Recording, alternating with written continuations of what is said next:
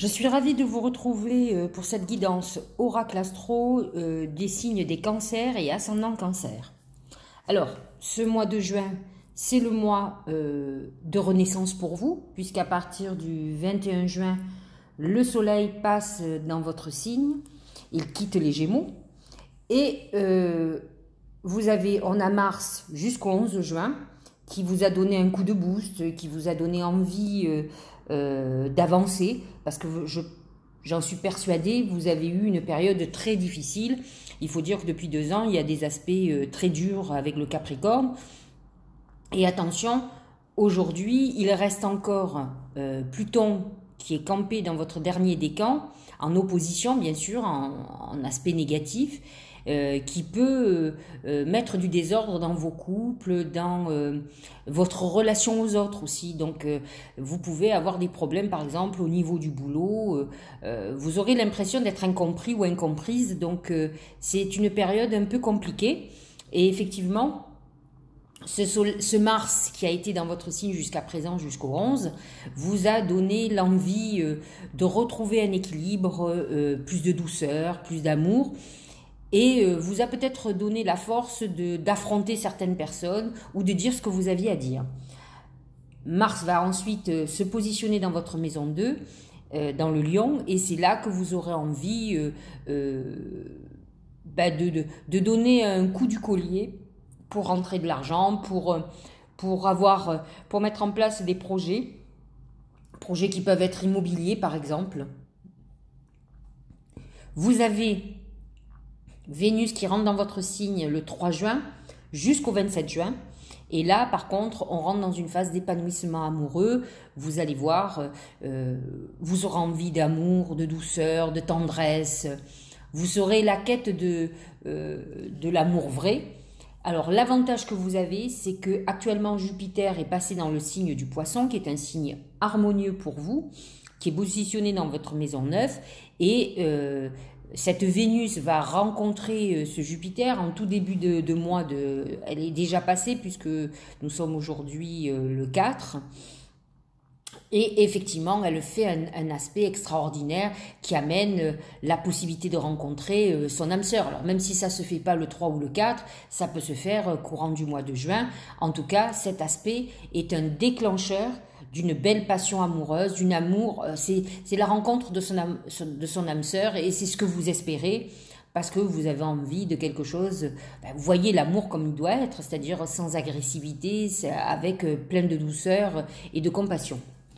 Donc voilà pour ça, vous allez avoir ce mois-ci une pleine lune qui vous concerne, puisque le soleil sera en Cancer et la lune sera en Capricorne. Cette opposition qui se fera à 3 degrés, le soleil viendra de rentrer dans votre signe, et la lune en Capricorne qui amène, comment dirais-je, c'est l'axe de la responsabilité et de la maturité. Donc il va falloir, le problème des cancers, c'est le passé. Ils sont très passéistes, ils sont conservateurs, ils s'accrochent à certaines choses. Et le Capricorne a cette dureté que le Cancer ne comprend pas, mais qui a la responsabilité du père. Alors que le Cancer représente plus la mère protectrice, mais dans la douceur, alors que le père représente la sévérité. Et là, on a cette lune qui est pourtant douce et qui est normalement le régent du Cancer, qui va se retrouver dans le Capricorne, qui va lui amener beaucoup plus de dureté, qui va lui demander de trouver un juste équilibre entre cette douceur et cette sévérité, mais en tout cas de prendre ses responsabilités, de devenir adulte. Donc c'est un moment très important, mais qui peut être très douloureux, parce qu'il va faire remonter à la surface pas mal d'émotions venues du passé, et surtout de l'enfance. Voilà pour les cancers. Bon, c'est vrai que vous bénéficiez de Jupiter en Poisson, là, hein, de Neptune aussi, bien sûr, mais surtout de Jupiter, qui va amener un peu de douceur jusqu'au 28 juillet. Donc ça, il faut en profiter. Uranus est positionné dans votre maison 10, la maison de la carrière. Donc les deuxièmes décans peuvent avoir des revirements de situation du jour au lendemain plutôt positif normalement. Si vous avez l'impression que c'est négatif, dites-vous que ça va amener certainement une issue favorable pour vous parce que vous êtes très en harmonie avec le taureau. Les planètes en Gémeaux sont positionnées dans votre maison 12. Je dois dire une erreur. Oui, Gémeaux, Cancer. Dans votre maison 12, alors je comprends pas. Bon, enfin bref. Donc en tout cas, les planètes en Gémeaux vous apportent Vénus jusqu'au 3 et Mercure surtout. C'est ce Mercure qui est là en position qui peut vous poser problème. En tout cas, psychologiquement. Alors, pour certains cancers, ça va être compliqué. Ça touche plus particulièrement le 2e et le 3e décan, qui sont dans une période de bouillonnement dans leur tête, mais pas positivement parlant, parce qu'ils sont dans des remises en question profondes. Moi, je vous conseille de vous occuper. Mais quand je dis occuper, occupez vos mains, faites du bricolage, faites du jardinage, faites quelque chose qui vous occupe et qui occupe aussi votre esprit. Parce que là, vous allez imploser. Et il faudra attendre, quand est-ce que c'est 24 juin, pour que la rétrogradation se termine, qu'elle repasse en avant. Et effectivement, ça ira un peu mieux. Mais dans tous les cas, ce Mercure vous perturbe quand même. Hein, je veux dire, il fait partie des perturbations.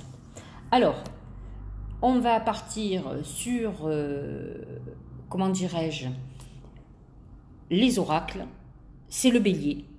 Le bélier, je vous l'ai souvent expliqué, au niveau de l'oracle symbolique du mar de café, ça n'a rien à voir avec l'astrologie occidentale. Le bélier du mar de café, c'est quelqu'un qui est dévoué aux autres, bien trop, c'est-à-dire qu'il fait complètement abstraction de lui. Ça ressemble beaucoup au cancer qui est très famille. Alors, bien sûr, il ne le voit pas comme un sacrifice, ça c'est sûr, parce que pour lui, c'est normal de se consacrer à sa famille. Ses enfants, son mari, sa femme, ses très proches, ses parents.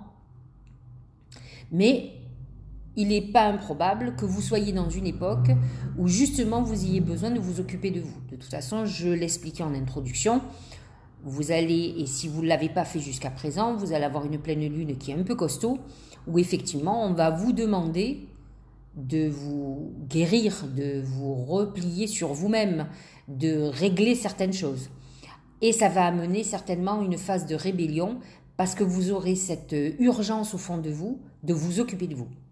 Et c'est vrai que vous serez très sollicité, comme toujours, comme à l'accoutumée, et il est possible que votre entourage ne comprenne pas vos refus ou ce changement de comportement. Et ça peut créer beaucoup de problèmes. Alors c'est vrai que lorsqu'on est bélier, on est dans cette rébellion-là, où on se rend compte que finalement, les gens qui vous entourent prennent beaucoup, vous sollicitent beaucoup, mais ne s'inquiètent pas trop de vous. Et c'est vrai que cette injustice va vous rebeller. Donc nous allons regarder ce que disent les autres oracles, mais en tout cas, voilà la signification du bélier. Au niveau professionnel, c'est la clé. La clé, c'est la solution à vos problèmes. Donc, vous êtes dans une phase où vous allez trouver solution à tous vos problèmes. C'est plutôt pas mal. Au niveau de l'astrologie, vous n'avez aucune planète, aucun signe dans votre maison 6 ou dans votre maison 10, puisque je me suis trompée, Uranus en taureau est en maison 11. Et non en 10, donc il est plutôt là. Cela dit, vous pouvez avoir des aides que vous n'attendez pas, et pourquoi pas professionnellement. En tout cas, vous allez trouver solution à vos problèmes, que ce soit par l'intermédiaire de personnes qui vont intervenir pour vous, ou que ce soit vous qui trouviez des solutions. La clé ouvre les portes, donc c'est souvent, on a la clé de portes qui ont été fermées pendant longtemps, c'est des solutions, c'est des déblocages de situations. Au niveau sentimental, c'est le fer à cheval. Le fer à cheval, je le dis souvent, représente la loi d'attraction de la Lune. Alors, il y a une première nouvelle Lune qui est le 11, mais qui le 10, je crois, le 10 juin, mais qui fondamentalement ne va pas particulièrement vous toucher, mais parce qu'elle est en maison 12. Et la maison 12, c'est la maison de l'épreuve. Donc, elle va elle va peut-être plus vous perturber qu'autre chose. Par contre, alors là aussi ça va vous perturber, le 26, vous allez être dans une phase de pleine lune où là il est important d'attirer à vous ce qui vous touche, d'autant plus que avec cette Vénus qui est dans votre signe, vous êtes dans une période où vous devez attirer une relation amoureuse épanouissante et c'est ce que vous dit le fer à cheval. En tout cas, aussi quelqu'un peut-être qui a des moyens financiers et ça ne sera pas pour vous déplaire, bien entendu. Au niveau santé, c'est l'araignée. Écoutez, c'est ce que je vous explique depuis tout à l'heure, malheureusement. C'est ce Mercure rétrograde qui est positionné dans votre maison 12, la maison des épreuves, de l'enfermement, où on est un peu comme dans un labyrinthe où on ne trouve pas la sortie, où on ne trouve pas la clé justement. Donc c'est une période où on se prend bien la tête, où on est perturbé. Donc c'est les mauvaises pensées, c'est les angoisses, les peurs, c'est ce qui peut vous poser problème. Ça peut créer des allergies chez vous. Ça peut un ulcère, des problèmes de digestion, des problèmes de poids parce que vous allez vous jeter peut-être sur la nourriture ou sur d'autres choses. Attention à l'alcool. Enfin bref, de toute façon, l'origine, c'est quand même ce mental qui vous perturbe et vos émotions qui sont déstabilisantes. Le Tao, voilà ce qu'il nous dit. C'est la jeune mariée. Situation compromettante, subordination, victime de la séduction, manipulation, faible estime de soi. Alors, que nous dit l'oracle? Il faut faire très attention dans le sens où le Cancer est tout le temps en quête d'amour, de douceur, mais il a tendance à voir la vie avec ses propres yeux. Et s'il fait partie de ces cancers qui sont fragiles, il va tomber à coup sûr sur quelqu'un qui est manipulateur ou manipulatrice.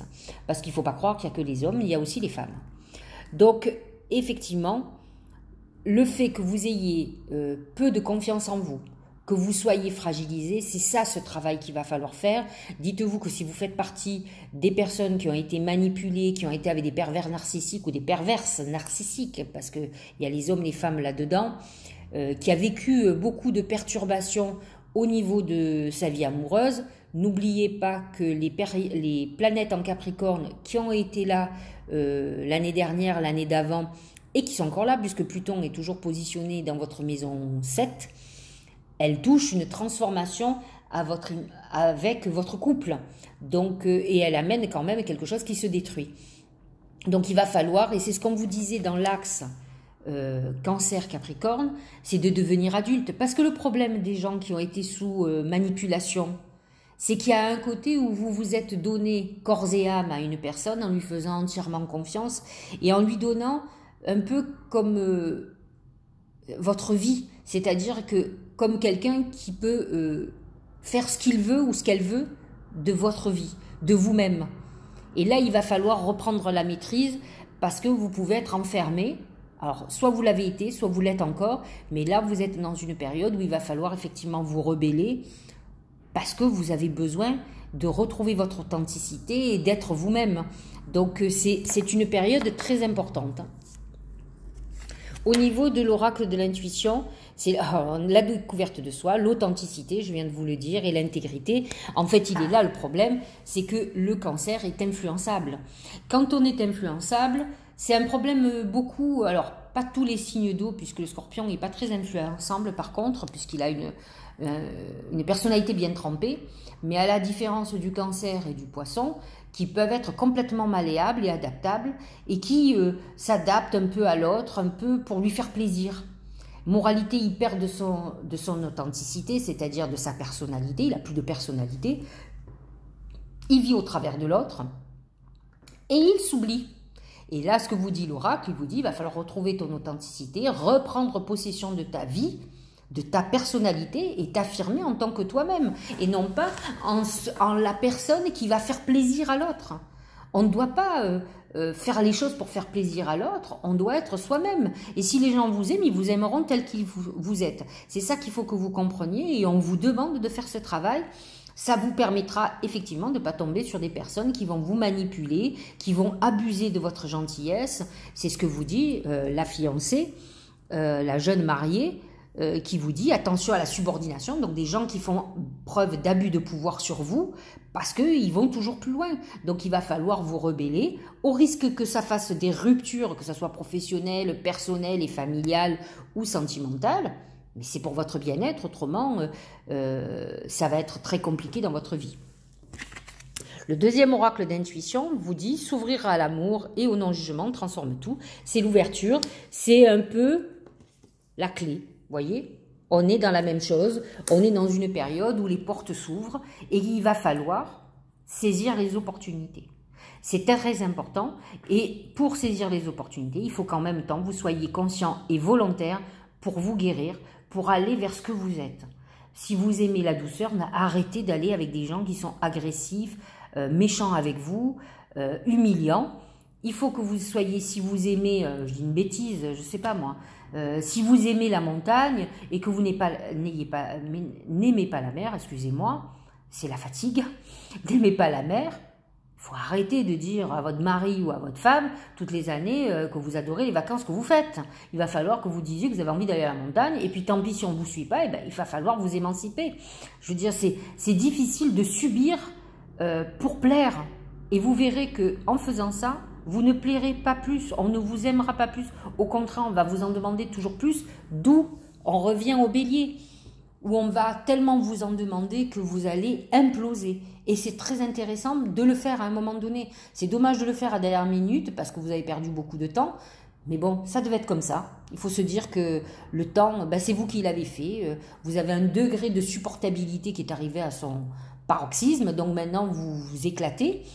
Et là, il va falloir que vous alliez vers ce qui vous fait plaisir, ce qui vous correspond, ce qui vous ressemble. C'est ça qui est important. Et non pas essayer de ressembler à l'autre.